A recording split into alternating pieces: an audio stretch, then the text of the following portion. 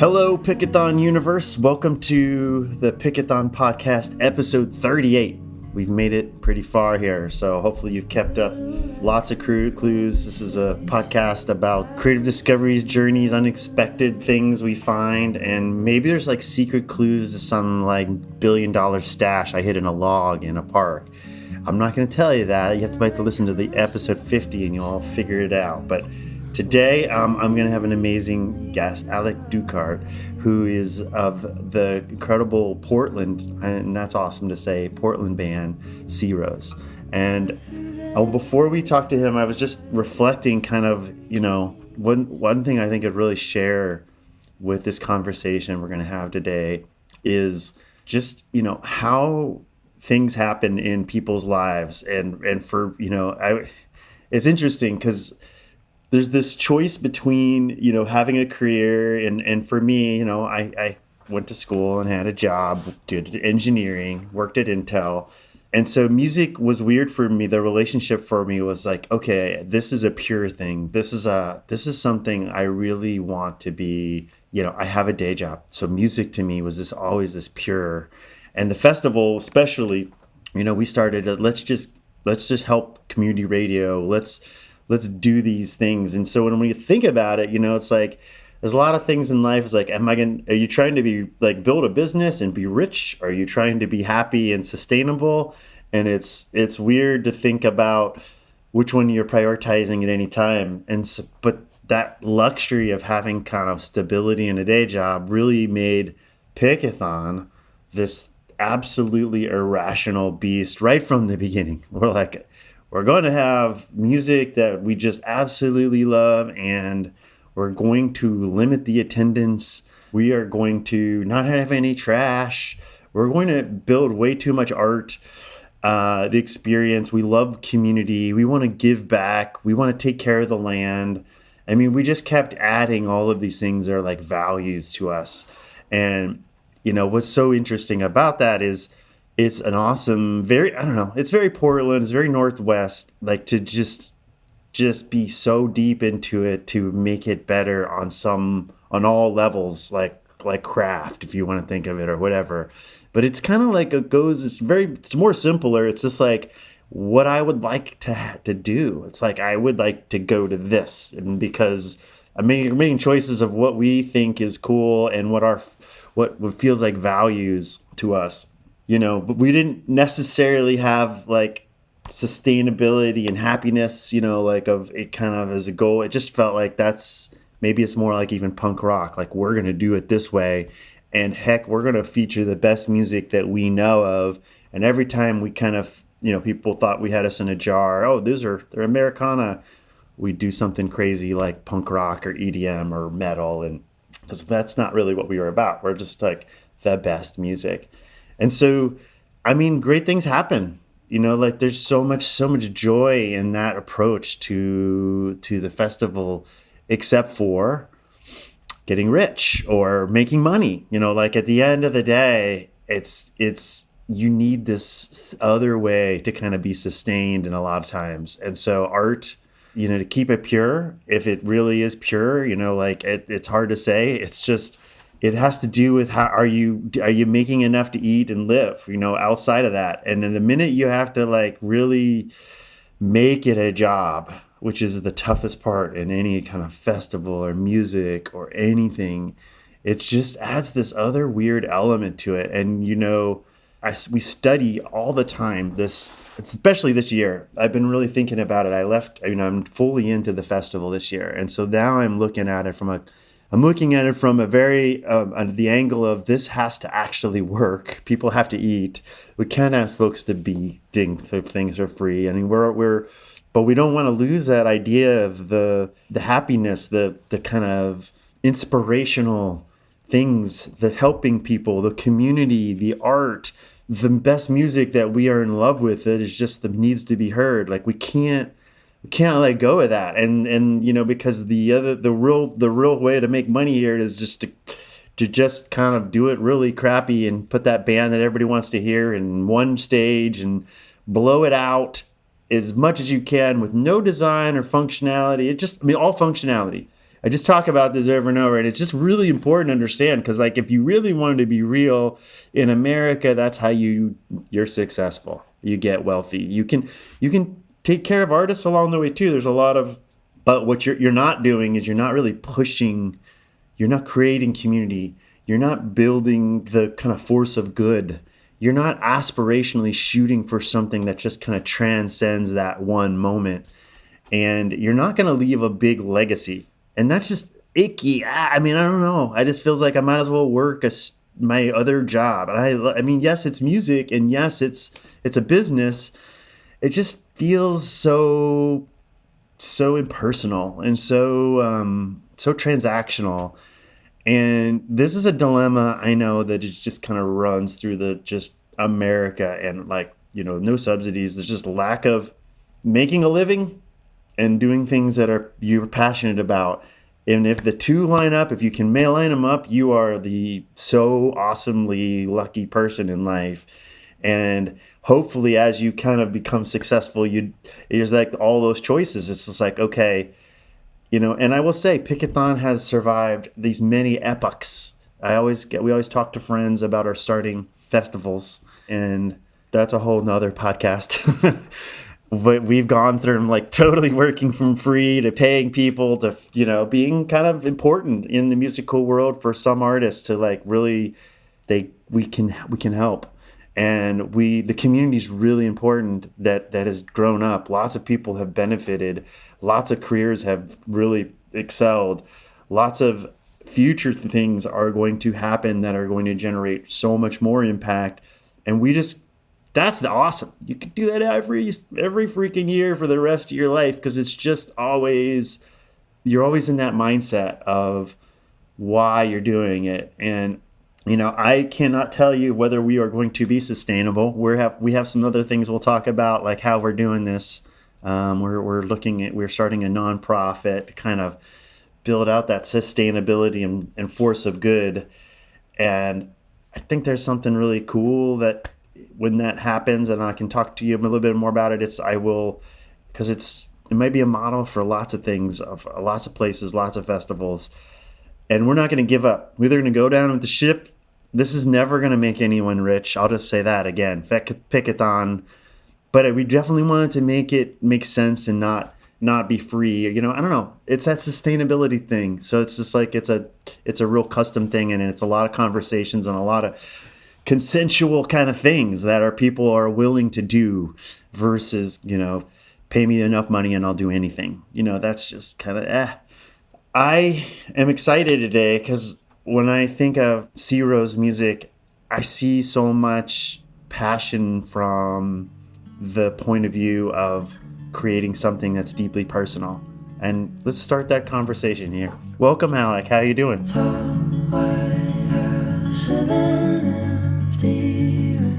And your name carved over the door.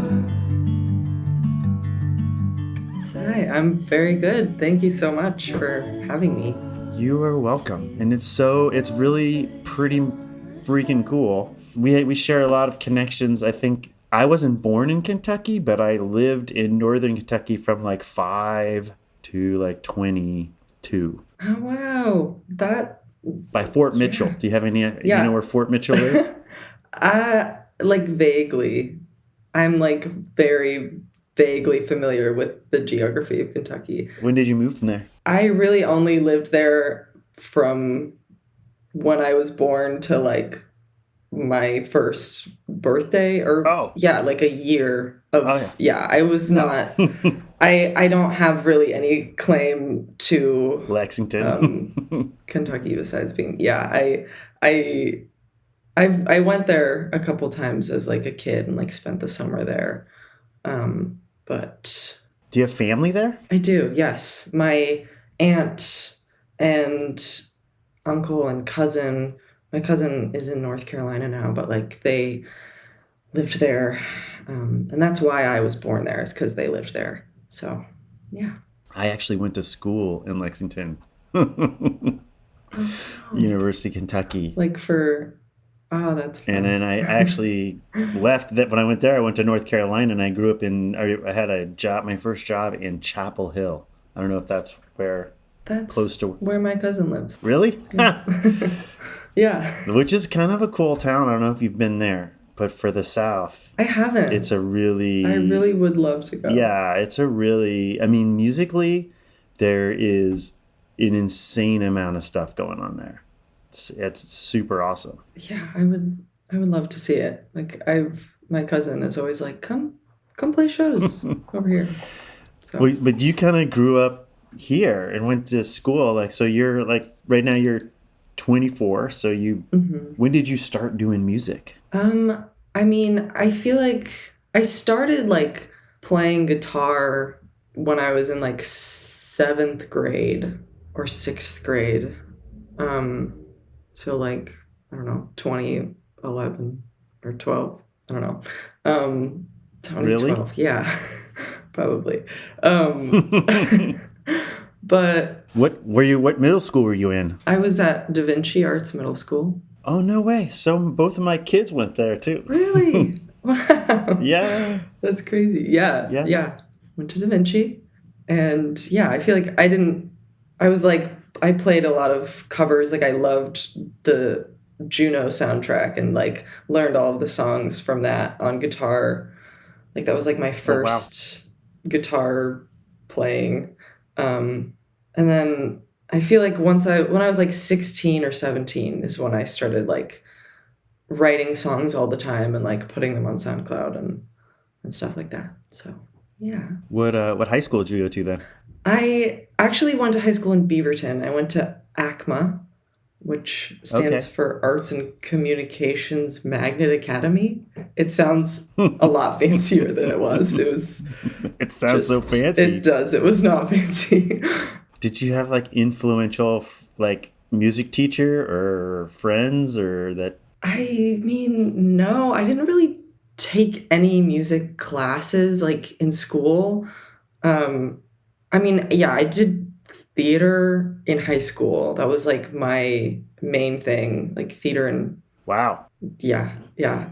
So yeah, I had like a voice teacher at some point, but it was like not at all the type of singing that I do now. So yeah. More like theater singing? Yes. Yes. Like very much like operatic soprano musical theater. That's wild. But you have such a kind of deeply personal, ethereal kind of approach to your music. I mean, did that kind of other class singing actually help in any way, do you feel? I mean, yeah, I feel like the techniques are, at least for like breathing and like how to support your voice, I feel like those kind of apply to any kind of singing.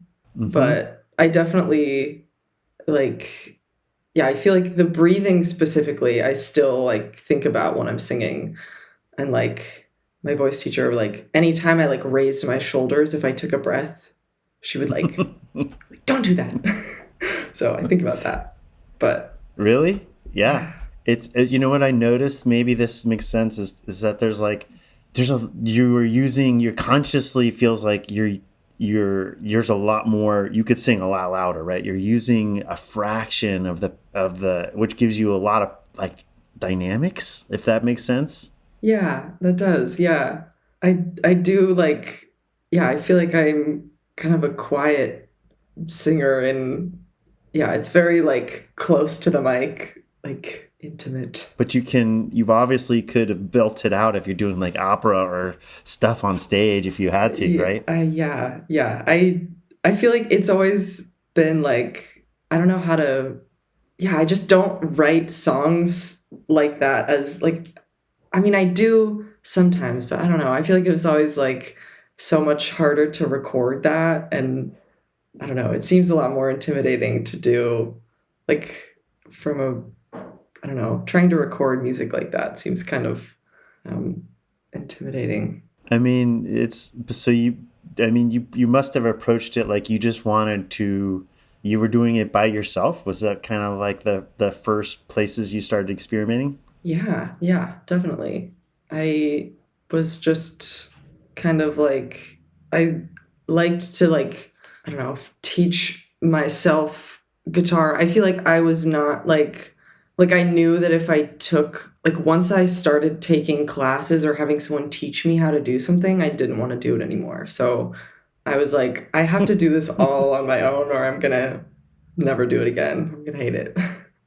So, yeah. Did you just kind of want your own approach? Like what made you feel like, I'm rebelling again? Or no, I mean, I'm not interested in like what other people are teaching. It was really just like, I don't know. I was not like, I feel like it just, if anything, felt like school to me, or if it was like, if I needed to practice, like I took violin lessons very briefly as a child.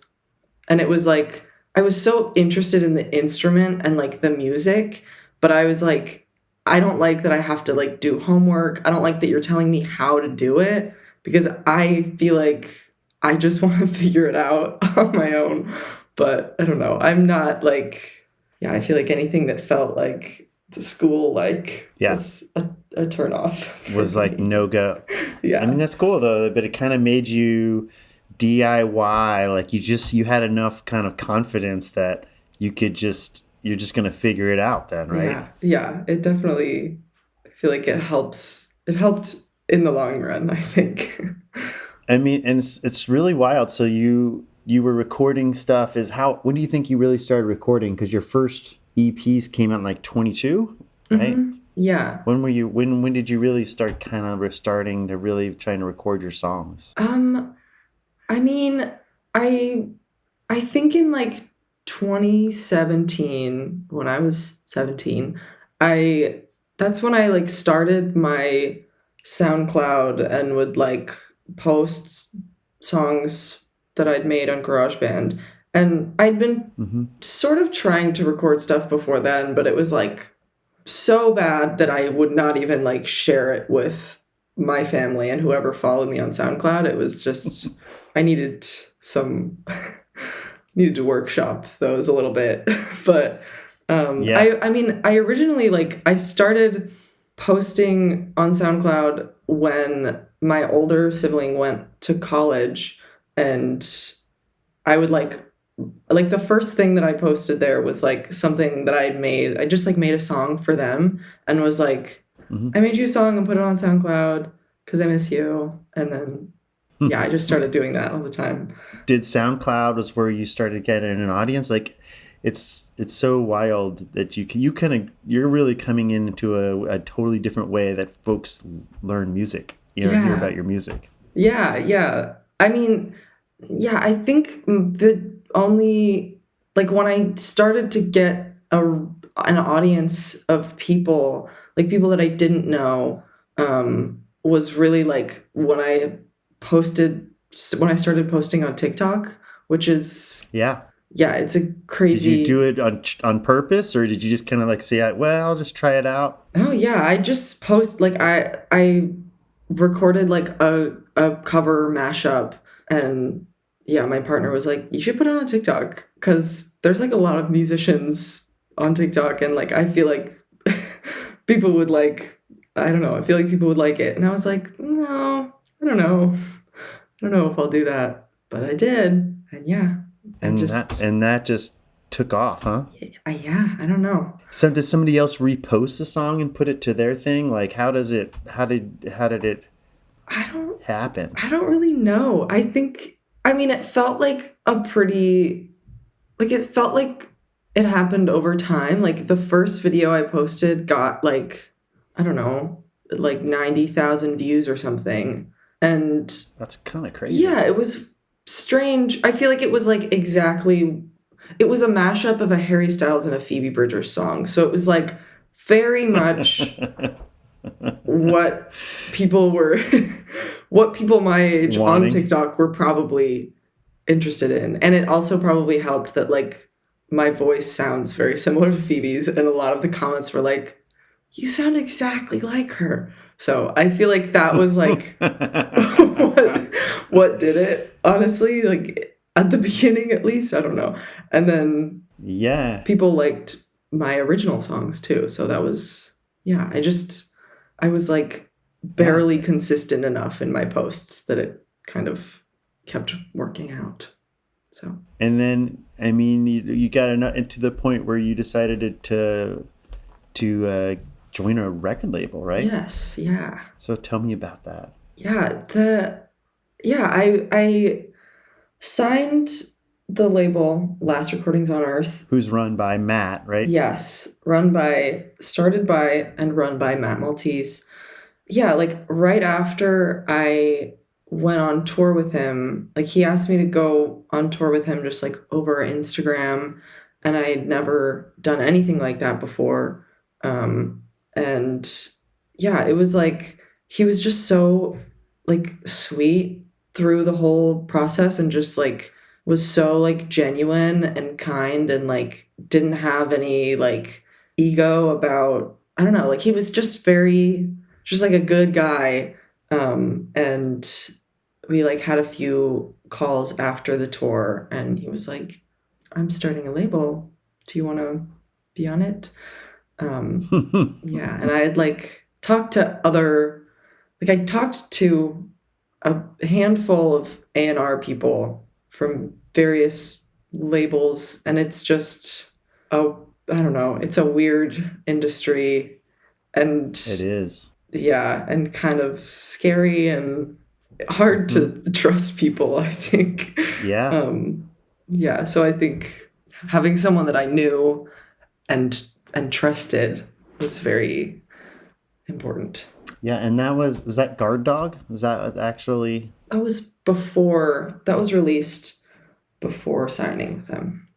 So End of the World was what was really in that the last one in 2023 here.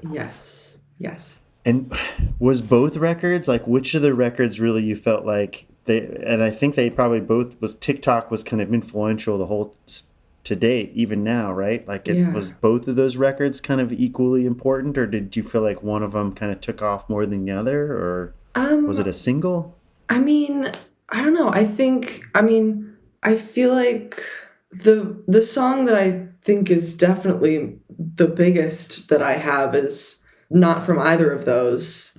House Song is still the one that does numbers currently, but numbers on Spotify or numbers on, I mean, it's really TikTok again, really driving it, right? Oh yeah, absolutely. I think, I don't know, people like, I think it's like people using the sound in their own videos that like really gets, because people aren't like interacting with the TikTok itself now. They're just like using the song, and then that kind of spreads it to other people, and then people listen to it on Spotify, which is great for me. That's actually the first song I heard on Spotify too. Like, I was trying to really kind of decompose what was your kind of thought process in that song? Oh, I don't know. I feel like a lot of my songs, and that one particularly, were just kind of like came from like a visual idea of like, I don't know, a house, I guess. And yeah, like I feel like it feels like nostalgic somehow in like the sound of it. I hear a lot of literary kind of focus in your songs. Is that what you think that's fair? Yes, for sure. Yeah. And a ton of Pacific Northwest kind of imagery and kind of, yeah. Did your parents were they like into the Northwest indie scene growing up here? Was that like a... I think they were, because both of them are from California, but they moved. I feel like they were both people who like were meant to be here. Like they have like, they're just really like the vibe of like they're just very like Portland parents. And yeah, they listen to like, like Iron and Wine and Bon Iver and Sufjan Stevens and Slater Kinney and all of those artists that I feel like were so influential. The heyday of like of the indie rock scene. Yes. Yeah. And I think definitely my music taste and my influences came from them a lot. That's so cool. Did you actually ever go to Pickathon before? No, I really did not. No, I haven't really ever been to any music festival. I played Timberfest actually a couple years ago, but I feel like it was very brief. But yeah. That's a cool little festival. It is. Yeah, that was very fun. How often what configuration do you like to play in? Is it solo? Is it an ensemble? It's right now I have a drummer and a bass player as my little band. Was that the one that was on So Far, the video you guys did, that recording? No, actually, those were some friends of mine who, I just was like, I feel like they're people that I like, some of the only people that I've really collaborated with in Portland, and they have their own projects that are incredible, and I was like, come do this thing with me. But no, my partner plays bass for me, and oh, cool. I have a couple drummer friends. That's awesome. And when we first kind of were thinking, and we heard about you, were just kind of firing up your first big tour, right? Last fall, was that last fall? Yeah. It was a really very surreal way to have a first tour. So because you played Old Church, right? Here. Yeah. And then you played New York? Yes. Yeah. We did like San Francisco, LA, and then the two in New York. So very much shorter run. And then there was another one where you went out to London and Paris too, right? Yes. Yeah. And they sold out, right? All of these things sold out and added another show. And I don't know if the second show sold out too. I think they did. Yeah. That's crazy. Very surreal. That's got to feel completely wild. You're going to faraway places and, for whatever reason, there you go, TikTok. I know. Yeah. Yeah. It's very, very crazy. And yeah, because that is absolutely not your typical tour story. No. I'm sure you know that, but that's just a very wild, and to be able to kind of hit these big places. And then, was it scary? Was it fun? What was it like? It was very fun. It was a very surreal, just strange experience, but so fun. And I feel like weirdly it wasn't as scary as support tours that I've done. I feel like touring with people and opening for them, I don't know, I have so much more anxiety on those tours than I did on the headline ones. With Gracie? Yeah. With Gracie Abrams? Yeah. I don't know. I feel like when it's not my show, I feel very in the way of whatever else is going on. And I'm I don't know where I'm supposed to be. So. And she's such a crazy dynamic performer. Yeah. She really is. Yeah, she's incredible. And so do you it's her show, it's her crowd, you got to try to fit in there somehow. Yeah, and my music is a lot more slow and quiet, and I'm not moving around the stage at all. So have you figured out you're from theater, so stage presence is natural to you?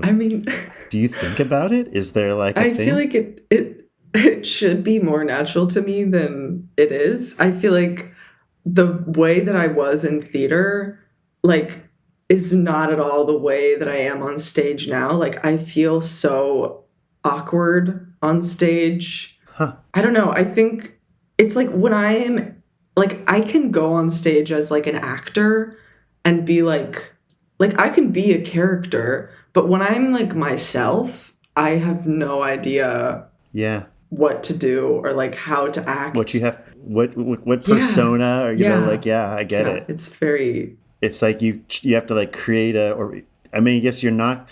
That's why the podcasts are always weird for me. Is I didn't want to do it because I I didn't really think I could just be myself. I was like, I have to create a persona. And it just feels like such a burden to create a persona or stressful or anxiety or something, you know? Yeah, definitely. So do you feel like you're feeling more comfortable just kind of being who you are then on stage? Is that actually working out? I mean, yeah, I think so. I feel like it's almost like part of my stage presence now is just like the awkwardness. And I feel like people have like come up to me after shows and been like, I love how awkward you are, because like that's probably how I would act if I was on stage. So it's nice to see. So I don't know. It's like, I'm glad that it's relatable to people who also, maybe it's like being authentic, right? It's like people pick up on it, and it's there's no persona really. That's just no opera. No. It's so cool though. So like by yourself, you did these 2 mini runs, is that right? Mm-hmm. For the headline ones, yeah. Or were they the same run? Yeah, were they were slightly separated, right? Yeah. There was like a few weeks in between, but there were like, I guess there were 2 runs. I don't know how that works. It's so cool. Yeah. And now you have a big tour planned this summer. Yeah. Are you excited? I am very excited and kind of terrified of all of the travel. I mean, I kind of saw you put it on sale, and then a couple days later, a bunch of them sold out, or you had to upgrade a bunch. Yes. And like, what is? Tell me, because I couldn't even make sense of how did they all sell out, or they all get upgraded? I think there's 2 shows right now that are not sold out or upgraded, or maybe one other one that was added. Let's give a shout out to those towns. Which towns are those? Come on, now, folks. Let me see. I don't actually. One of them I think is Chicago, and the other I think is Montreal, I believe. Oh, they got to get on. Get it together, you guys. Did you upgrade either of those, or are those actually just the real? Those are because there's bigger places. Yeah. I think those are just the ones, the original ones, and I think I'm not sure which of the upgraded ones are sold out or anything. So I don't know, but very, very nice of them to buy tickets. I almost wanted to go on your feed there because the folks were saying play in Portland. I was like, Searows is playing Portland, folks. I know. They're playing Pickathon. Come to Pickathon. Yeah, it's kind of cool. Like I love. I'm guessing your parents are coming because we have an RV, right, for you. Yeah. Mm-hmm. Yeah, that's my. Are they anyone coming from Kentucky, or are they coming just from here? No, just from here. Okay, you have an Airstream, right? Your my mom does. Yeah, she's a big camper. Do they like to go to festivals? They are not like. I don't think they're festival people. I don't think they've gone to many festivals besides the one I did. It's not like a normal festival, so that'll be thank goodness for them. This is like for the people that have anxiety or hate festivals. We're that festival you like to go to, but we ruin it for everybody else. It's very Portland. Do you know anyone that's come to the festival? Like I know that so many people, like since we've been around since '99, you probably have had a lot of friends in school, right, that have been going for years. My friend Avery, who he does music under Amos Hart, who opened for me in the Portland show, and he was the guy in So Far, that video.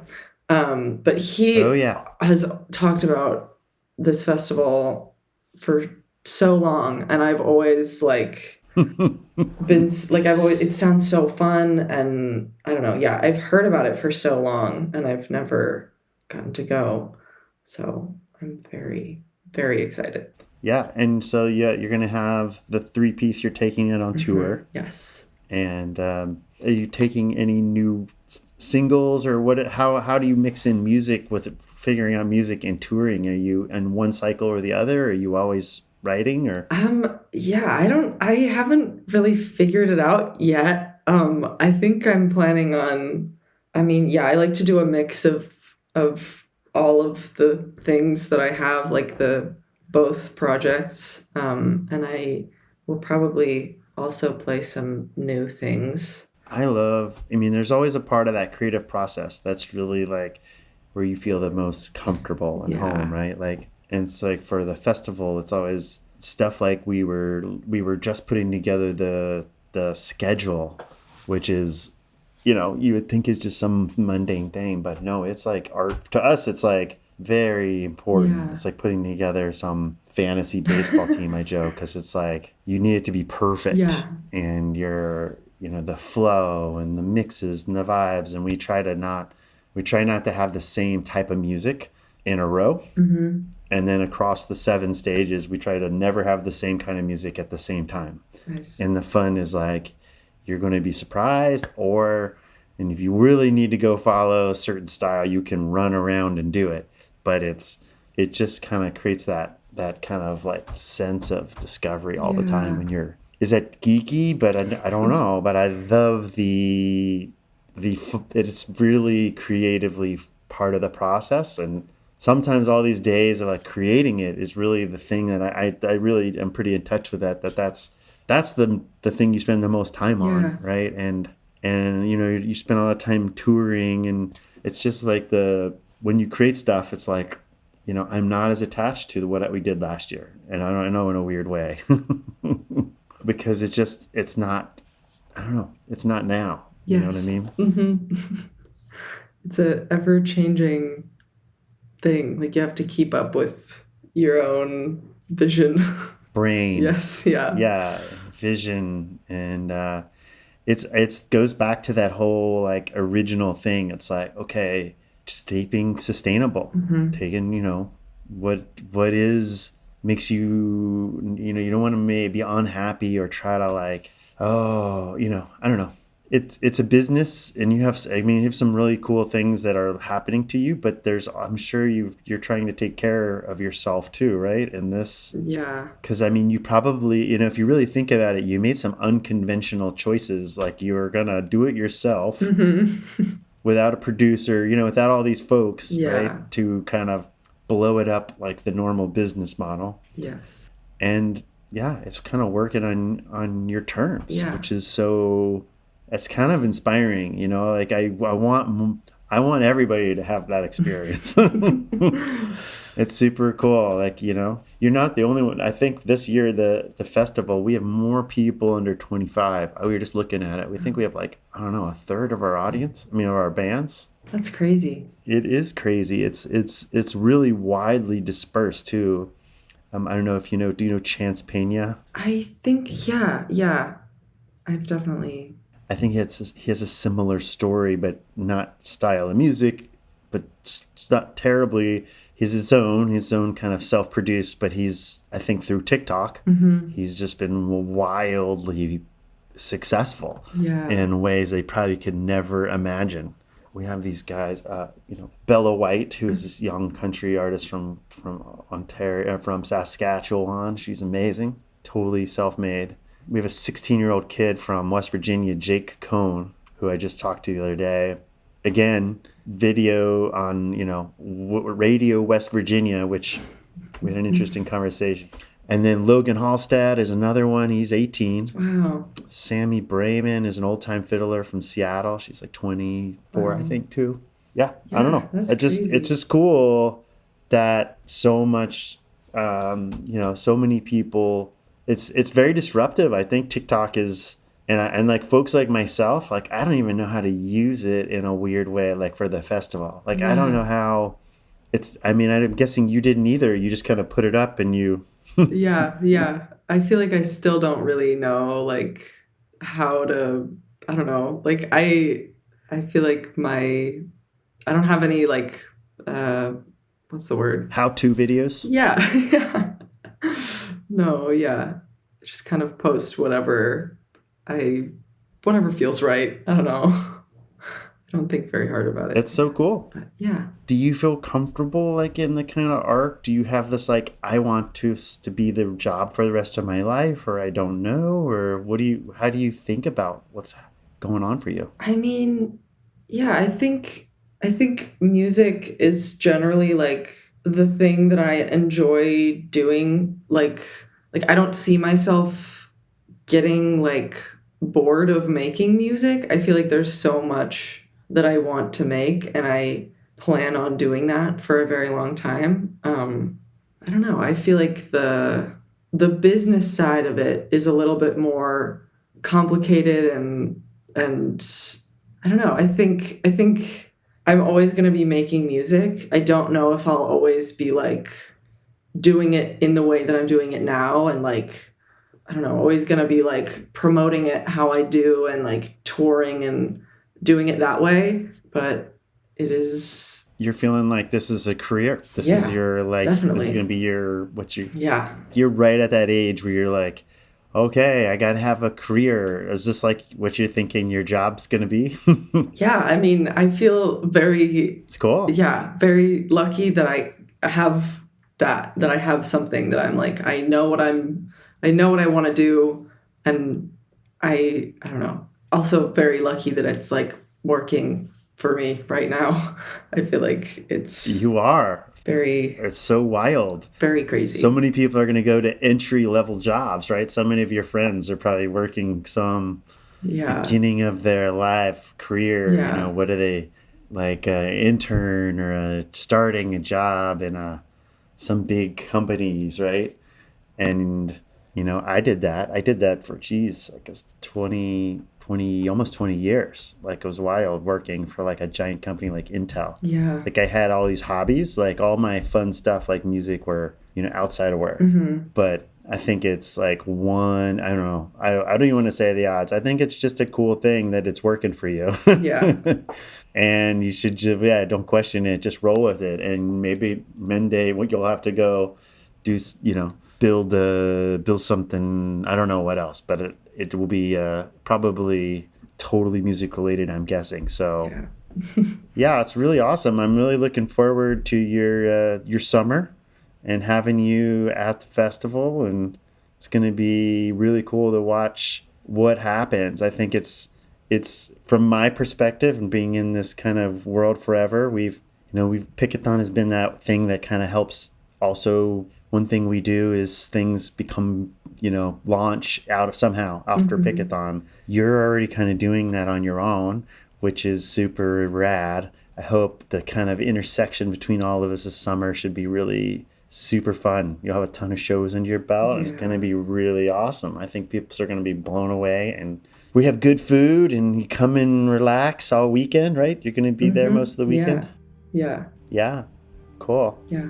We are excited. So thank you for coming on today. Of course. Thank you for having me. Yeah. And with that, I want to say, everyone, this is the end of episode 38 with Searows, and we have an incredible career to watch from this point on, and wish the best. And I just, I'll say one more time, Alec, I think you're super, that authenticity resonates with me. And I just would never change that approach for the rest of your life, because I think it's obvious, Willie, what's working for you. And it makes me feel confident to say to everyone else, like, that's how people are happy, folks. That's how it happens. And you will figure it out. It doesn't have to be successful, but as long as it's enough, and that enough is the most important part of all this. And with that, I will say bye-bye, everyone. We'll see you next week. Goodbye. You've been listening to the Pickathon Podcast. This podcast is produced by Zale Schoenborn, Tanner McCullough, and Evan Throckmorton. Our artwork is by Travis Bone, and additional support by Ryan Stiles. The music you heard in this episode was by our guest of honor, Searows. The songs included were Keep the Rain, House Song, and the one we're riding out on right now, Collector. Be sure to check out our Pickathon Patreon, where we have exclusive interviews, content, and insights into the Pickathon world. Please remember to rate, review, and subscribe wherever you hear your podcasts. And tell a friend about where they can get on the Pickathon bandwagon. Thank you to the whole Pickathon family. And like Zale said, we'll catch you all next week. Somebody